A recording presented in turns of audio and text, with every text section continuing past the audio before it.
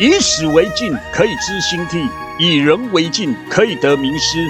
大家好，这里是诗墨成歌，我是沙爷。很多人一听到李商隐的《无题》，第一个反应会认为这是一首情诗。相见时难别亦难，春蚕到死蜡炬成灰。听起来就像是一个爱得很深的人，忍得很苦，说不出口，也无法转身。如果它只是情诗，为什么后世会一直争论它是不是还隐藏着什么政治意涵？如果他写的只是男女相思，又为什么李商隐偏偏不给题目？如果一切都能明说，他为什么要把人藏在蓬山，把话交给青鸟，把心事写成一首无题？所以今天我要把这首诗读成一首表面写情，深处写困的作品。它可以是爱情，也可以是仕途，它可以是相思，也可以是一个晚唐文人在政治夹缝里左右不是人，无法明说，只能借情诗的外衣来表达对当下的无奈。他不能直接写我被谁排挤，不能直接写我要向谁求援，也不能直接写我对哪一段关系仍有牵挂。于是他把名字拿掉，也把题目和事件都拿掉，只留下春风残花残枝，竹泪月光蓬山和青鸟。这就是无题最迷人的地方，他没有把门完全打开，却让每一个走过那扇门的人，不管从哪一个角度，都能看见自己的影子。李商隐早年受令狐楚的提携，学骈文，进入幕府，这对一个年轻人来说是很重要的贵人之门。可是后来他又娶了王茂元的女儿为妻。传统叙事常会把令狐楚和王茂元这两边放进晚唐牛李党争的背景里理解，于是李商隐身上就开始出现一种很尴尬的窘境，这边觉得你忘恩，那边觉得你不义。要理解这种尴尬，就得先讲牛李党争，但开始之前一定要先厘清一件事。牛李这两边，与其说是两个政党，不如说是两张官场关系网，里面有人情，有恩怨，有科举出身，有门第背景，也有皇帝用人时的政治平衡。你未必真的有选边站，可外人已经用有色的眼镜替你分队。这场风波传统上是从唐宪宗元和3年，也就是西元808年的一场制科考试讲起。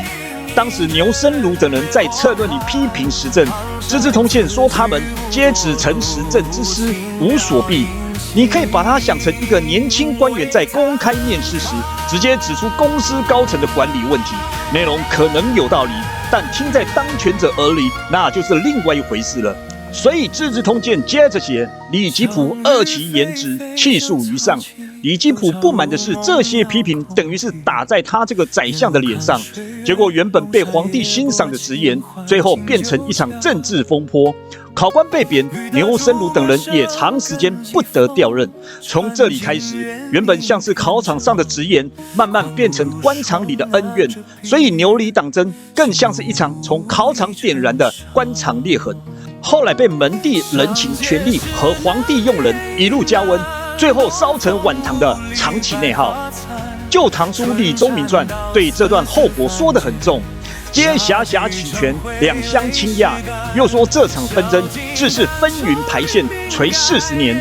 这几个字是说官员开始把政治资源、人事升降、私人恩怨全都绑在一起，谁提拔谁，谁被排挤，谁是谁的门生，谁又娶了谁家的女儿，都可能被放进这张关系网里重新解读。这个脉络横跨好几位皇帝，从唐宪宗开始埋下种子。宪宗本身有中兴的气象，想压制藩镇，恢复中央威权。到了唐穆宗时，国势转弱，宪宗留下的气势没有稳住，朝堂的人事攻防开始升温。唐敬宗在位很短，宫廷政治更不稳，而唐文宗他甚至想摆脱宦官的控制，结果甘露之变失败，大臣被杀，宦官更强。唐文宗面对这场朝堂内耗，后来说过一句非常有名的话：去河北贼易，去朝中朋党难。这句话最可怕的地方就在于，它不是普通大臣的牢骚，而是皇帝自己的感叹。皇帝知道问题在哪里，却不代表他有能力把问题解开。后来唐武宗时，李德裕被重用，传统叙事里常视为李党得势，会昌年间朝政一度较强势。可是到了唐玄宗即位后，风向又转过来，李德裕失势，被一路贬谪，最后死在贬所。所以晚唐官场最让人无力的地方是风向一变，昨天还是晋升之阶，明天就成了千罪之所。所以我们再看无题，就会发现无题不是没有内容，相反的，它就像是把门关上一半。如果题目叫做祭某人，读者就知道对象是谁；如果题目叫做丧事图，读者也知道主题是什么；如果题目叫做赠与冠，读者更知道方向在哪里。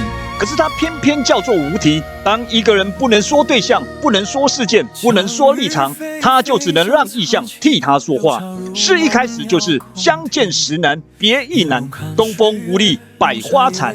相见难当然可以是情人难见，但如果放回李商隐的人生，他也可以是知己难逢，君门难进，仕途难开。别亦难也不只是离情难断，它也可以是政治人情里想切割但切不干净，想靠近又不被信任。东风本来应该带来春天，可是在这里东风无力，百花先残。春天到了，花却败了，机会好像来了，人却已经无力再开。接下来是最有名的两句：春蚕到死丝方尽，蜡炬成灰泪始干。这里的诗表面上是蚕诗，深意上又和思念的诗同音，所以春蚕吐丝不只是写蚕在吐丝，也像是在写一个人的思念，一寸一寸吐出来。它不是想停就停，而是一直吐到生命的尽头。这也是为什么这首诗不只漂亮，而且很沉。李商隐把思念写成一种消耗，不是情绪过去了就没事，而是人还在，心力却已经一点一点的被抽空了。再看小径淡愁云鬓改，夜吟应觉月光寒。这两句很细，它不是单纯说我很痛，而是想象你也在痛。清晨照镜子，怕你云鬓改；夜里吟诗，想你也觉得月光寒。一个人在这边想，还要想象另一个人在那边也冷。这就是李商隐厉害的地方。他的孤独不是大寒，而是隔着一层月光，替远方的人也留一份寒意。最后两句：蓬山此去无多路，青鸟殷勤为探看。蓬山一般解作蓬莱仙山，《史记·封禅书》里说，海中有山仙山，名曰蓬莱，方丈瀛洲。也就是说，蓬山不是普通地理位置，而是一个带着仙境色彩，看似存在却难以抵达的地方。青鸟也不是普通的鸟，《山海经·海内北经》里说，其南有三青鸟，为西王母取食。到了汉武故事，又有忽见有青鸟从西方来极殿前的记载。青鸟出现，往往意味着仙界有消息将至，所以到了诗里，青鸟就不只是凡鸟，而是传信者、探问者，替人抵达人类不能抵达之地的使者。可是李商隐这里最妙的，不是说蓬山很远，他是说无多路。而且他没有说请青鸟为我寄书信，他是说请青鸟为我探看。寄书信是把话送到，探看只是替我去看一眼。这种请求更卑微，也更无奈，好像连直接把信寄出去的资格都没有，只能拜托青鸟替我看一看，那个人还在不在，那扇门还会不会再开，那个世界还有没有我的位置。也因为这样，后人常把李商隐的一些诗和他早年学到玉阳山、华阳女冠的传说放在一起读。这条线很迷人，因为它刚好解释了为什么这份感情不能公开。山门一闭，身份有别，亲介在前，幽情在后。所以我在歌词里写到玉阳松林，华阳道妹，也写到不敢提名刘素杂，只将心事付青鸟。这不是要把华阳女冠说成唯一答案，而是一种后世的读法，借这种读法让观众看见无题里那种不能署名的心事。不是没有情，是不能留下名字；不是没有话，而是不能直接表达；不是不想靠近，而是每一条路像是隔着山门。这首歌前面也放入了秦淮、六月、旧月、女墙这些意象，会让人想到晚唐诗人常写的六朝兴亡与秦淮冷月。一个人站在旧都的雨里，看见的不只是自己的失意，也是一整个时代的残影。所以这首歌不是只唱一段男女相思，也不是只唱一次仕途不顺，他要唱的是一个人的无题，照见一整个万堂的无力。李商隐最动人的地方，不在于他给了我们明确的答案，而是他把答案藏在诗里，让一代又一代的人都能从自己的处境里读出自己的痛。情人会读到相思，失意的人会读到前路不通，被贴标签的人会读到那种越解释越无力的无奈，在夹缝里活过的人会读到那句相见时难别亦难。所以今天这首无题，我们不是要否定它是情诗，恰恰相反，它必须先是一首好情诗，才有能力包住更深的政治无奈。它表面写情，深处写困；它表面是相思，深处是不等其门而入；表面是轻鸟探看，深处是一个人还想传话，却已经找不到能替他传话的人。这里是诗墨成歌，接下来让我们一起来感受李商隐的这首《无题》。